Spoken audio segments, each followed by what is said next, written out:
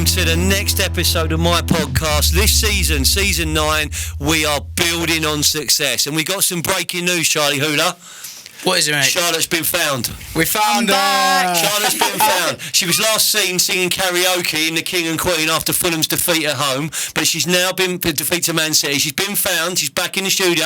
How you doing? Feeling a bit fragile. Feeling a bit fragile. So today we are diving back into the builders merchant community. We've got a guest in the studio, and he was top of our sponsor David Blitz's invitation list. He was top of this list for a few years. It's been a long time coming. It has. Ladies and gentlemen, listeners of the Foyne Jones Show, welcome Stewart Kennedy to the episode. How are you, sir? I'm good, mate. Thank you very much. Yeah, Journey kind to you? I'm just from the other side of Sussex, mate. For you. Journey was kinder than you would expect normally. When I gave you a bell and said, "How are you getting on?" You was confident but not sure. You said, I don't want to curse it, but it's going very well. It's like the floods have parted and you're making your way through the traffic. But Stewart, we're going to get to know you. We're going to get to know the story behind you and your business. We're going to be talking football, because it can't be the Foyne Jones Show without some football. Do we have to? Yeah, we're going to talk about football. Then we're going to have a big focus, actually, on what this year means. When we start looking at 2026, there's going to be challenges for our industry. There's going to be challenges inside and outside of the sector as well. But we're going to focus very much on builders merchanting and what the future looks like. And we're going to have some fun. Charlotte's got a quick fire quiz. And we're going to see who you'd invite round for dinner, mate, with some dream dinner guests. Sounds good. So, Hooler, we good to go? All set, mate. Let's go. All right, so let's get into it. So, thank you again, Stewart, for joining us. For the uneducated, for the people, I can't believe there's many, mate, because you've been ripping it up for a long time. Just tell us a little bit about yourself, who you are, what you do, and we'll go from there, mate. Yeah, so Stewart Kennedy, Director of IQ Builders Merchant. Been in the industry since 1999. But owner of IQ, loved every moment of it, and started a fair while ago now in 2014, and disrupting the market to the best of our abilities. I love that word, disruption. You're a big fan of that word as well. It has to be. It's there to be disrupted, so why not? I remember when I was working with a software tech company that were getting into the sector, and I was doing some content and creation for them, and was using the word disruption. I remember you messaging me saying, "Love that word." We need to see more of it. We need to see people ripping the rules up and creating their own path. Yep. That's what's interesting about yourself, because if you entered the industry in '99, you then had a passage of play where you went through that academy. You learned how to buy, how to sell, how to trade. Yeah. You get commercial understanding. Then you did something that many people dream of but don't do. You took the plunge. So let's talk about the early days, mate. So where did the merchant career begin for you? So it began with Parker Building Supplies in 99. Typically, like with a lot of people that are in the industry for a period, you do every role. So sweeping yard right the way through to working on the counter to moving between branches, etc. Had a number of roles, ultimately. What was your favourite? There's no right or wrong answer. I guess it comes back to taking the plunge and being external sales rep. Yeah. Because you kind of didn't know if you could do the job or not. And then when you actually achieve it and you get the results that you desire, it means a lot, because there's a lot of trust there that goes with that, not just from the company, but from the clients as well. So I would say that. There were exciting times around 99 into the millennium, stuff like that. I was progressing them from being a young, good sales rep into a young, inexperienced sales manager. I got my first man management role in 99, and I was in my early 20s, and I remember sort of that journey and what the merchant landscape looked like then. Yes. Compared to what it looked like now. For me back then, I was part of TP, and it was acquisition. Yeah. The TP estate was growing. I guess for you, they were some really good times looking back, were they not? Loved it. I didn't. Do you remember your first call as a rep? Because I still remember mine.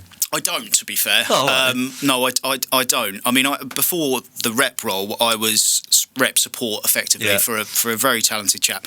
And then it led into the. And it was just the keys in the car, in the car, and the freedom.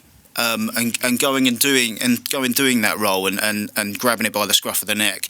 But typically, you didn't know whether you could do it. And there were times where you question, were you doing it? Was it working? And then all of a sudden the phone starts ringing and it's coming to you and you're not chasing it.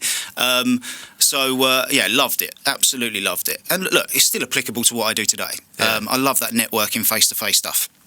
Yeah. It's kind of one of them. Still relevant in this day. All right. So what would I mean? It'd be great to share for the listeners, and some people may not know. But what was the motivation behind going in and setting something up for yourself? Because they're major steps. Because many people I know have gone on from that point you was at and have had and still enjoying very successful careers, working for large companies, working for small companies, working for other people. But totally. you've gone out there and you've created something in 2014. So can we dive into the IQ Builders Merchant story and get a bit of intelligence out of there?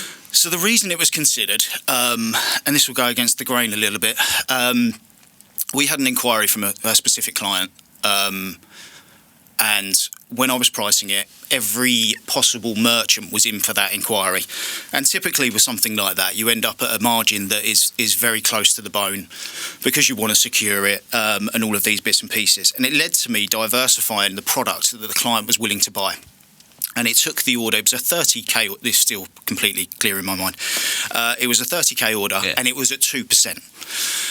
It then led to me diversifying the thought process of the client in terms of what they wanted to procure, and it became an order that was £27,000, so a 3k saving for the client, but the margin went up to 18%.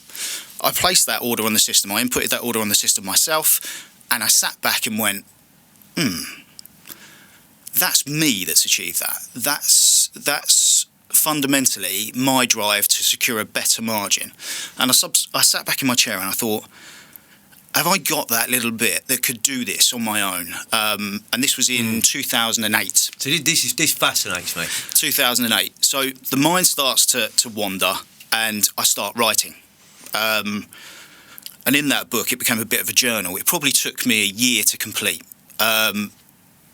And from there, things started to piece together. The trust was there, the clients were there, the belief was there. And I thought, why not? Let's just give it a go. So business plan was done in 2008, recession hit. So it was shelved, if you like, in that sense, because the market wasn't as stable as I would have liked it to have been. But those kind of 6 years prior to inception, they rounded me as an individual. They rounded my clients that were dealing with me, which gave me more belief, really. I had their trust, and I still do. The majority of those clients are still with me today. That's powerful, isn't it? It is. I'm transparent with them. They know where I'm at. They know what we want to achieve. They know we need to make money, and they know with our format we'll save them money. So it's a win-win all round, really. But yeah, to have their trust and still deal with those clients today is a humbling thing. It started in 2014 when it effectively went. The conversation with the wife: how much money do I need to put on the table? Where do we need to be parameter-wise? Gave me those numbers. I can achieve that. I'll do it. Let's do it. And from there, notice went in. They fought. It got a bit sticky in various different bits and pieces, but we got there, and I got away, and I got to do what I wanted to do, and I've never looked back. I love every minute of it. Love it. Fantastic. And if you look at that moment, when because I've been on a similar situation myself when I moved away and launched my business. Yeah. You get to a feeling where it feels right. I looked at the numbers and I was nervous, but I backed myself. Yeah. You take that back and you go, I'm going to make it happen. But let's go into the milestones. So how does a business look like now compared to what it looked like day one? Completely different. Yeah. Completely different. I mean... You was in your loft, weren't you? Yeah, so we started in a loft. Yeah, not much stock getting it up there, mate, is it? No stock. Struggle, yeah. No stock. You struggle to get the forklift up. Let's chuck that out there. So we had no stock. We had no lorries. There was no one else. It was me in a loft. But we had contacts. We had connections. We had trust. We had belief. We had all of those bits and pieces. So for me, fundamentally, I had what I needed to start. And things evolved from there. I mean, that loft was so embarrassing because you would hold supplier meetings, and it was a pitched roof, so you could only walk down the middle. Otherwise, you were hitting your head. I'd have all sorts of problems. I'd have all sorts of problems, maybe in 6'2", wouldn't I? So yeah, exactly that. And so it was embarrassing, but it served a purpose. It was a mate's office. It was a loft room in his office. He offered that to me. To be fair, he'd been offering that to me for 3-4 years prior and saying, do it, just do it. He had trust. He knew what I was capable of. So no stock, no nothing, just me, a phone, a laptop, and a belief. And you don't need much more than that, and a dream. A bit of personality, a bit of energy. Absolutely, which is not a given in this day and age now with the personality side of things. And subsequently from there, we've seen a lot of change in the sector. Yeah. We've seen a lot of merchants evolve and market capitalisation come into play, independence losing independent feel and touch, and principally where they were before. So I looked at various different guises along the way. I mean, we were hybrid, if you like. We were, call it brass plater, call it what you will. There are names that are chucked out there towards it. It didn't matter to me. I could do what every other builder's merchant did, and that was supply building materials. And my client didn't care where that product came from. As long as it solved a problem, he got it when it wanted it, and the price was right. So that was fundamentally it. But as time has gone on and the adaptation of the market geographically in our area, I had to start stocking. I had to turn generic. It was never in the business plan. If I look back at it, it's never there. It never gets mentioned. But I had to. There was a lack of consumer choice. There was uncertainty. There was all of these bits and pieces. So it meant that it was viable. Timing was right again. And we did it. So now we have lorries. We have a site. We have stock. We have 15 staff. So, yeah, it's again, another principle. I never changed that. And actually, now we've done it, I kind of wish I did it earlier, but timing's everything. And look, mate, you got a family, right? I have, 2 young children. Shout out to the family. It's hard, isn't it? Being a bit, work-life balance is hard, right? It is. And the only people who really understand what it's like to launch a business, run a business, and deal with those pressures are people that are doing it. Yes. I look back on some of the customers I used to call on, when it was the smaller builders, the local developers, and they never they didn't always have the credibility at the branch. Do you know what I mean? They were on smaller credit limits, they're running around, they're always chasing their tails. But now, when I look at them now, and I've got so much respect for someone who's out there doing it on their own terms and doing it on themselves. Yep. How much has that journey impacted the family? Have you had to make some compromises? Have you been able to get the balance right? Because it hits your mental health, it hits your well-being, it hits your fitness. It's inevitable. It is inevitable. There has to be sacrifices along the way, and you learn over time. I mean, for me, I was doing the invoicing, I was doing the purchase control, I was doing everything I possibly could. Yeah. I'm a bit of a control freak anyway, to be fair. So, and it was always, even repping previously, I would go out, get the inquiries, get the orders. I would go back to branch. I would process them. I would tell the client what's happened and where it was at. And that certain branches, etc., they had fantastic teams, but I still had that belief that I wanted to make sure everything was done to the level I would expect it to be done, and the only way to do that was to do it myself. So it does have an effect, but as time has gone on, and look, a shout out to my guys. I mean, they're exceptional. The guys that I have with me, they're all handpicked. I spent my time locating the best possible people that I believe that are gettable. I've put them together. They are very unique. They're not micromanaged. They're allowed to do whatever they need to do to make things work. But they're one hell of a unit. And there are people knocking on our door regularly. I met with one this week that want to have a conversation about the organisation and understand more and see what's possible. So who knows what the future holds with that regard? But yeah, it does take a toll. As time has gone on, and with having those people in play, those guys in play, our little IQ family has allowed me to get some flex for family life. So farming my boy all over Sussex, playing football, etc. Doing a bit of football coaching myself.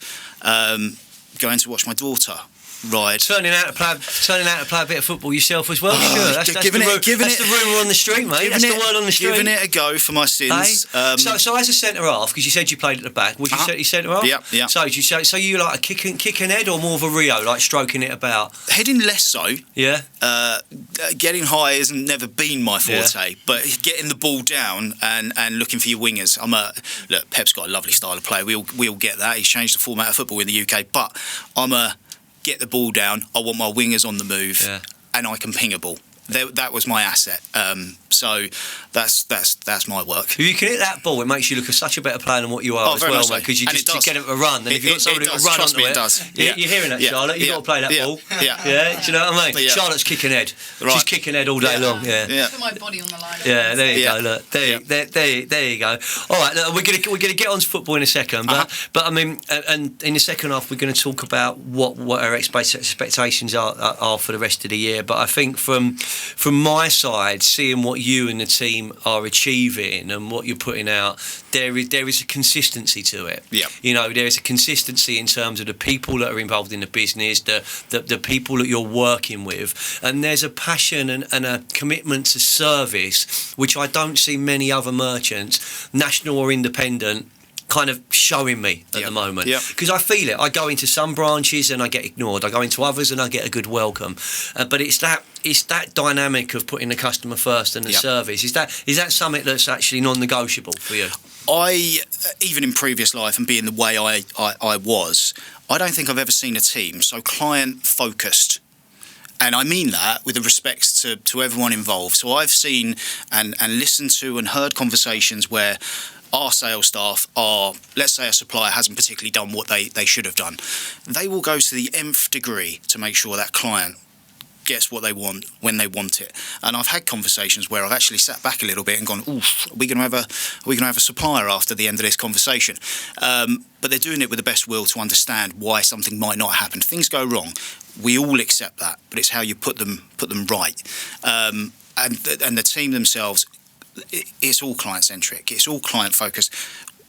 As an organisation, we try to embed ourselves with our clients to get understanding and them to get understanding in what we do and how we do it. We have full flex. It doesn't...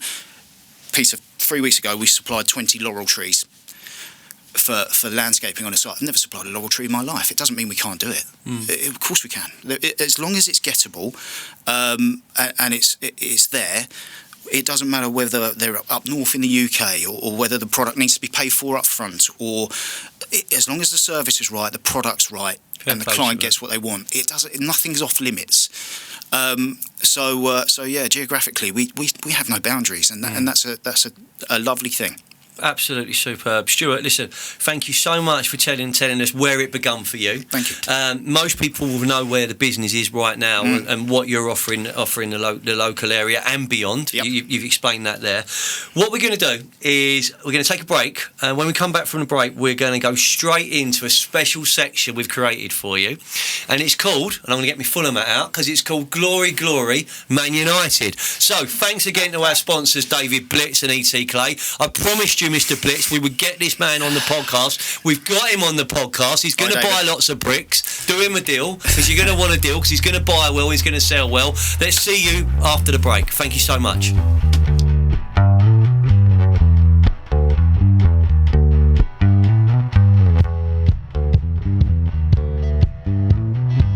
When it comes to bricks, there's only one company to speak with. E.T. Clay have something for every brick project. With over 400 products across our 2 depots, we are the builder's merchant, brick merchant.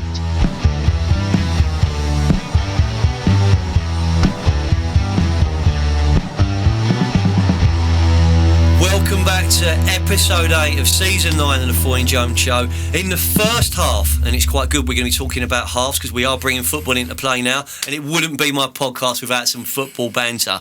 Now, Stuart, we're going to call this section Glory, glory, Man United. I've been in your office. I've seen the signed shirts. Yep. There's generally a bit of banter when our teams play. So I'm going to get my, I'm going to get my Fulham hat on. You got that, Charlotte? I've got my new brand Fulham hat, the black version. I've got my Fulham hat on just for this part of the show. So let me ask the obvious question first of all, and no offence intended.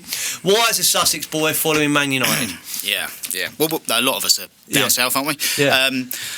Let's get that out of the way first, because I grew up with a lot of Cockney Reds, so I know the rules. But we got a Sussex Red. Two options. When I was growing up, it was I had two choices. I had a dad who was a Leeds fan.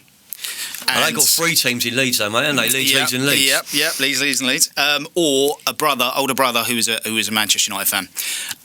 So I say I had two options. I had one option before I could walk, talk, move. He had me in a Man United kit. Straight away, it was probably one of them iron-on Velcro badge Man United kits at the time, I was quite happy as I grew through, watching success after success after success. Although, first memory being that Mark Robins goal in 1989. That's probably the strongest memory I've got, without understanding or recognising the importance both for the club and the manager in that format. So yeah, it's one of them. They're the reasons why it became Manchester United, and look, it served me well up until 2013 when Alex Ferguson retired, and it's been intriguing since then. I mean, look, we've had success, we've won trophies, but it's not Manchester United that I knew. But hey ho, it's cyclical. These things happen. Did you get to any games? Nowhere near as many as I would like, typically, mainly for work-life balance and the like. So you do know that you're following the footsteps of greatness, because we've had an ex-Man United player on this podcast. Have you?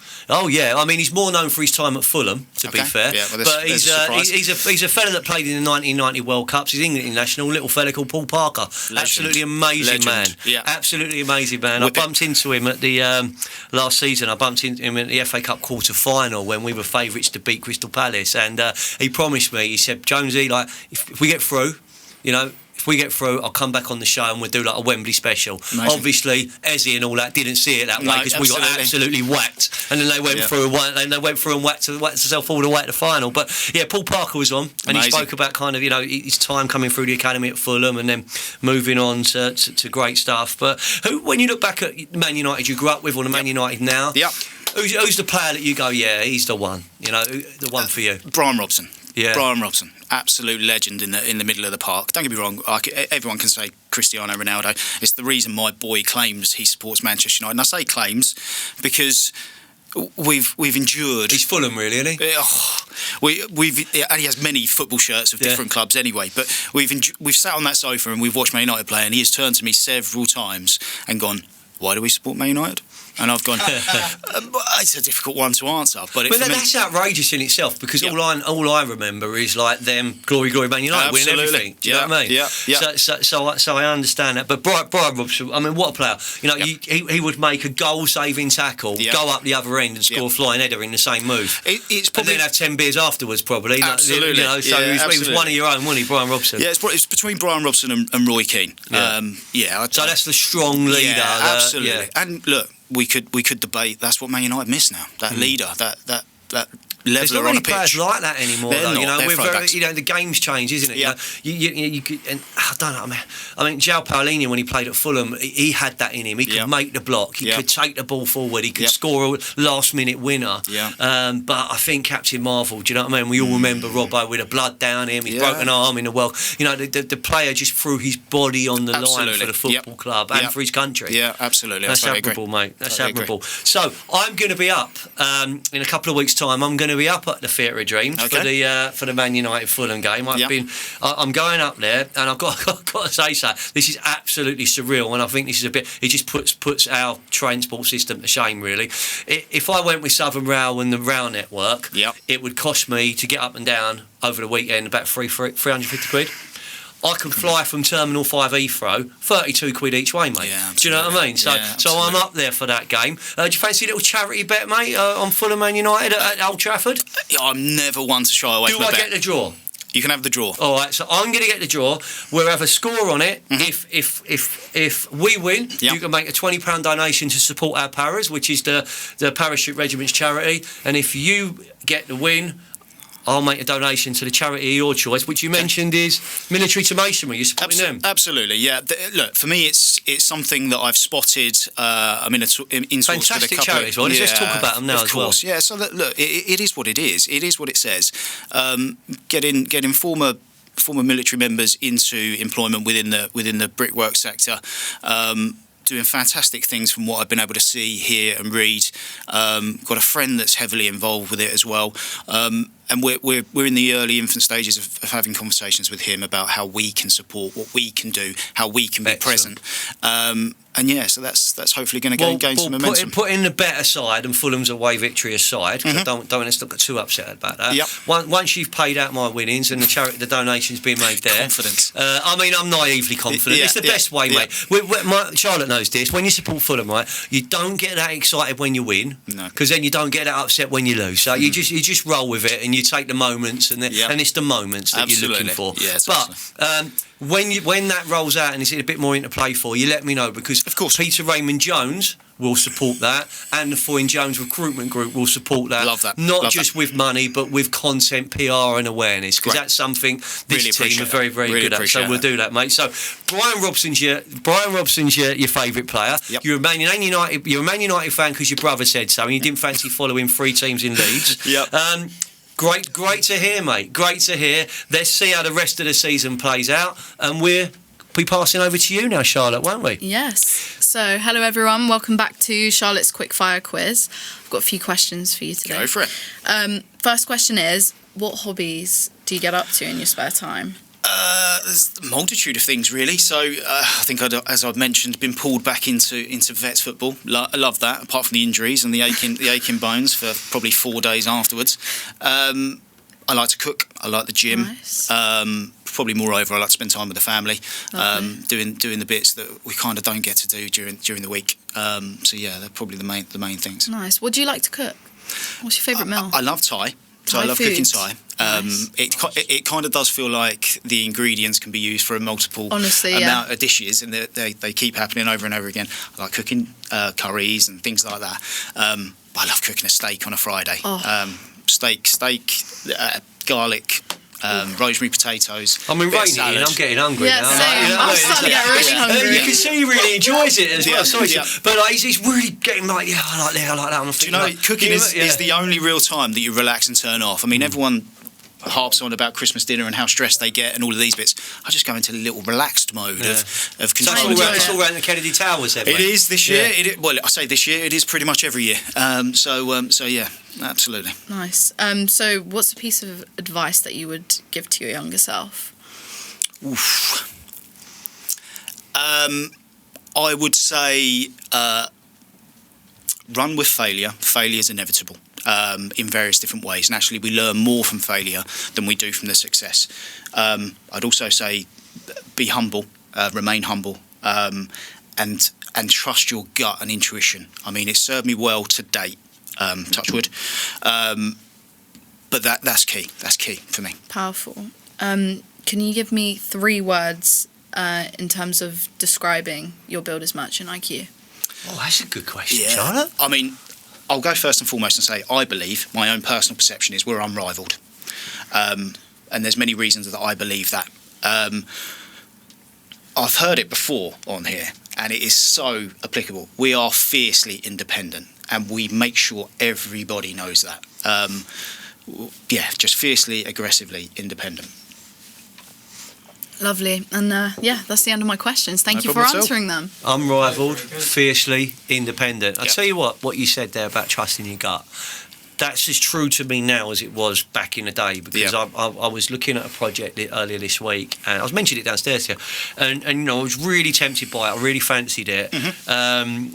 But there were parts of it that I just didn't feel right. And I went home, I spoke to Jane, like my missus, and I said, I just don't know what to do. And she actually just said that to me. She said, well, what's your gut saying? And my gut's saying walk away. And she's saying, well, you've made your decision. Absolutely. Why arsing around? You've made Yep. your decision. Yep. Walk away. We'll move on. And I'm like, that's so true. But Yep. it's just that different because there's still because I'm a salesman deep down. There's part of me that always I find it quite hard. It goes against every instinct I have. FOMO, isn't it? Fear of missing out. If it doesn't, it is, mate. It is. It's all But of that. actually, if it doesn't feel right, it's probably never going to feel any better than that point. No, if you're questioning it, Yeah.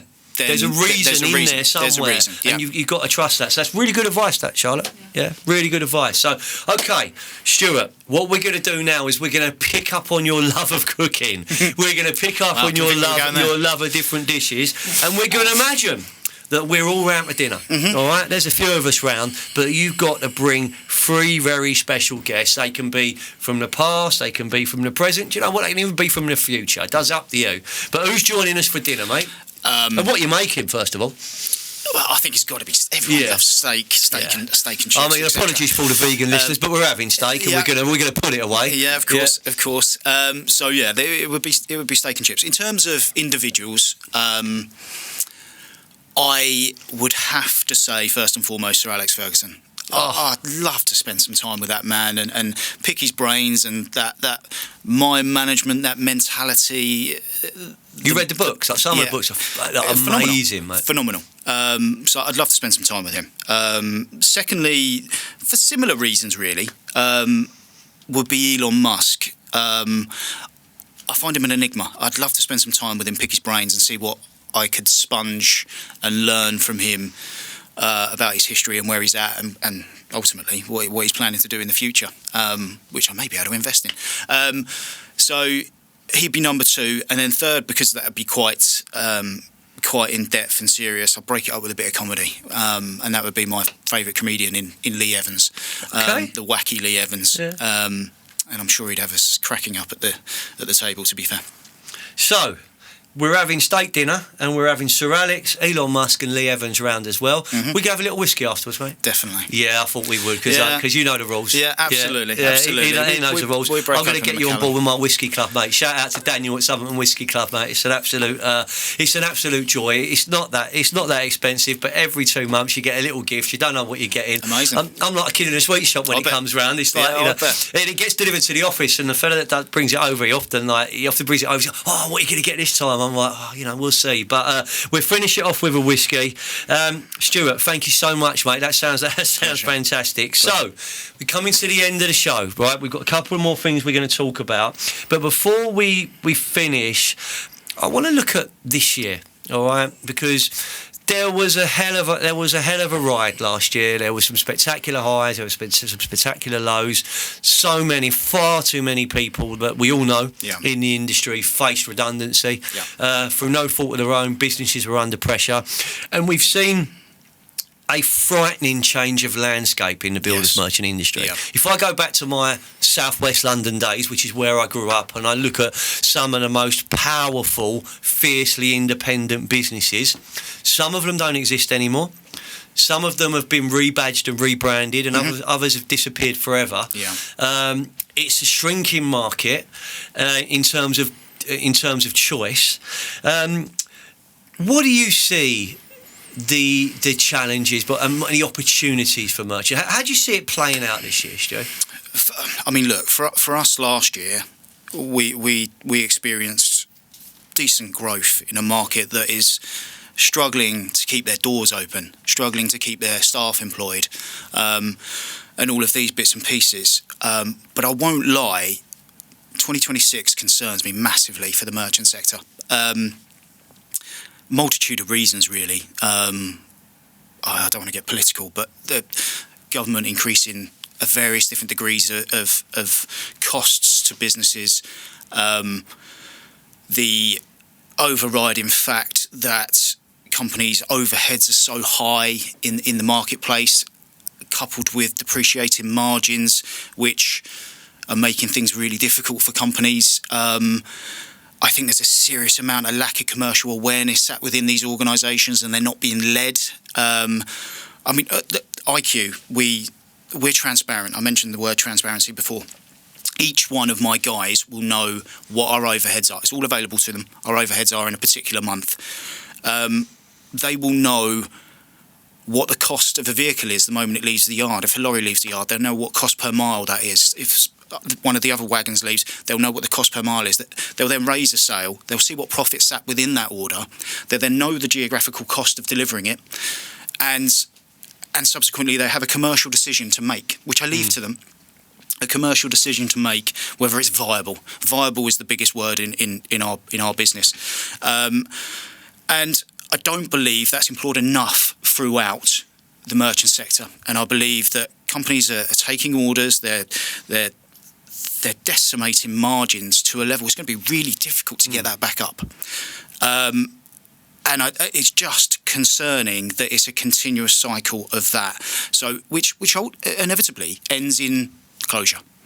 If your costs aren't being covered, if you cannot do the right things, make the right commercial decisions, or you're not being led correctly, what we're seeing is kind of inevitable. It's going to happen.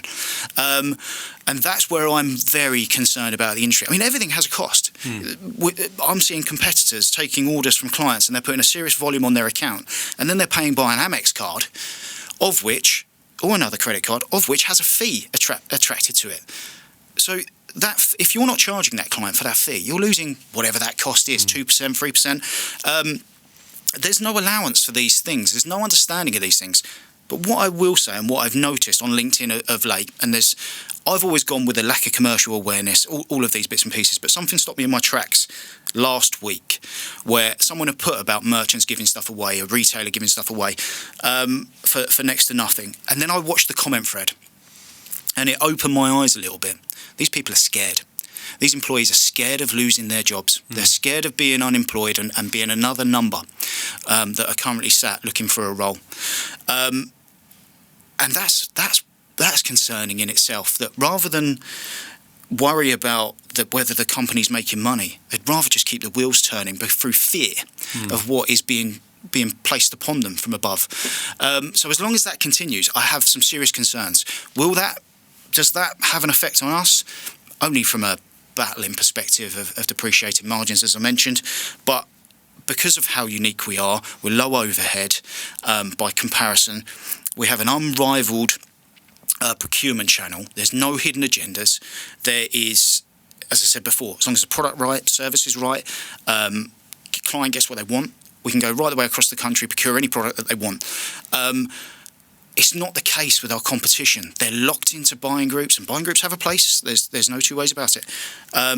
They're locked into buying groups. They are dictated to who they must trade with because there is a rebate that is fed to the owners of the company after the event, at the end of the year, in the financial year. If you don't have choice, if you don't have flexibility, and you as frontline salesmen don't have control, you're in trouble. You are trading with your arms tied behind your back. There's a lot of blind trading that goes on. Yep. There's a lot of blind trading, and I was from a business and culture where rebates were hidden, the true cost was hidden. Yep. It was protected so much. It wasn't released at local level. And the further I got up, the more I was aware of that, and you can see why you round the corners independent is beating us on price, because you're aware of the true cost. The rebate comes from somewhere, right? Yeah. So the price is the price. The price stays the price. But in effect, what's happening is that the rebate is agreed between company and supplier.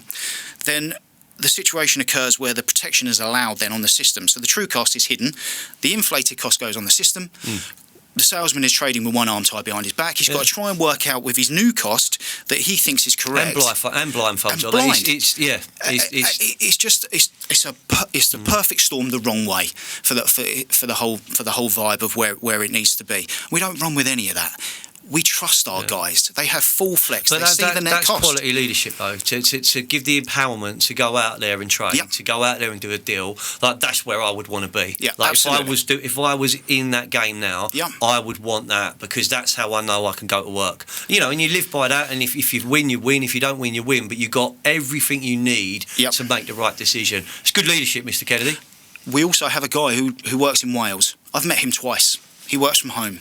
He's done over £1 million worth in sales. Don't tell me he's in a loft, is he? No, he's sat in his armchair. Okay, fair play. Sat in his armchair doing sales because he recognises the flexibility we have through procurement to support his client base, which the majority of it is in London and all of that. So, but again, it doesn't matter who you are. If you have a client base, and there's possibilities, and you have belief in your own ability, it's all doable. It's all doable. Fair play, mate. That's a great closing message for us as well. So, listen, I want to say thank you so much for coming over today. Charlotte and I want to come over and see you. I know we had to call it off early this week, but we want to get over there. Definitely. I want Charlotte to feel a real local independent merchant that punches so far above your weight. It's outrageous. Absolutely. Don't change. That's what I would say. Don't change, because actually what you're doing does get noticed, and I know it causes ripples with others because you're doing what they can't. That's what I want. And that's what you want, and you purposely position yourself there. Thank you to our sponsor, David Blitz of ET Clay. Without our sponsor, we can't put together episodes like this. And this episode, I think, is so well timed for the industry right now. It needs to hear some of the things you're saying, because people have lost their jobs.